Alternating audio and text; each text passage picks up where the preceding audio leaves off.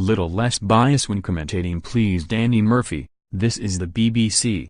By Danny Murphy's law, impartiality is very much a disposable quality when it comes to England contesting games at a World Cup. Whatever happened to that old norm on the BBC of keeping it even?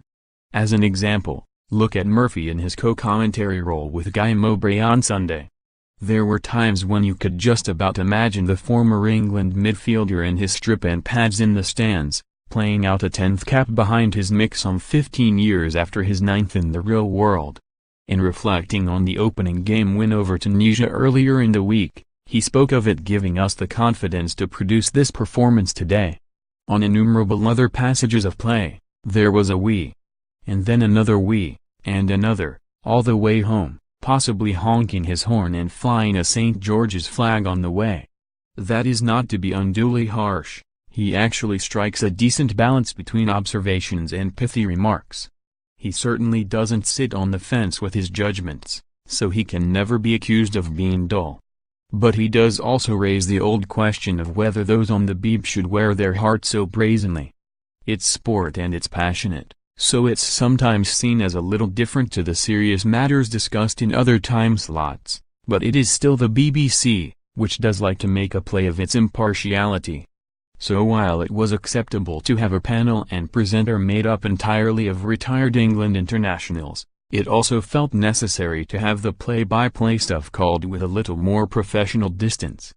Going back to the studio, the BBC brought in their strongest side for Panama.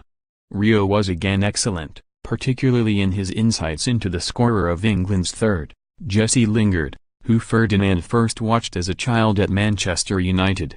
"I have seen this from this boy since he was 11, he said. People always questioned him, is he going to be big enough, is he strong enough? When you have his intelligence you could be 2 feet tall and get through. A generation of kids will remember that goal." Alan Shearer, for his part, continued his rather unexpected transition in the past couple of years from a pundit of vanilla shades to one who is brilliant to listen to. Opinionated, critical, forceful, his personality has come out. He opened with a convincing analysis of how Raheem Sterling's body positioning against Tunisia betrayed his lack of confidence, and by the end of the broadcast he was proposing a solution to football's concussion problem. He even cut off Gary Lineker when he felt the discussion wasn't being taken seriously enough. At the very least, Shearer is being taken seriously now. And so are England at the World Cup. Strange times, indeed.